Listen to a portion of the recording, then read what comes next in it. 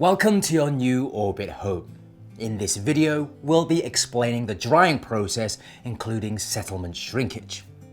After moving into your property, you will need to give it time to settle. Therefore, we advise against decorating your new home until you've lived there for at least 12 months. Plaster and other materials will continue to dry out, and this may cause slight shrinking, which leads to minor cracks and gaps for up to 24 months. This is perfectly normal in new homes, so there's no need to worry if you notice them appearing. The key to minimizing these cracks is to allow the materials to dry out slowly. Avoid having the heating on full and try to maintain a constant temperature in your home. It's best to open windows and try to keep the property ventilated throughout. After about a year, the house will have settled and you can fill in any cracks that have appeared and begin decorating. Please also avoid putting furniture against the walls to encourage ventilation. Thanks for watching.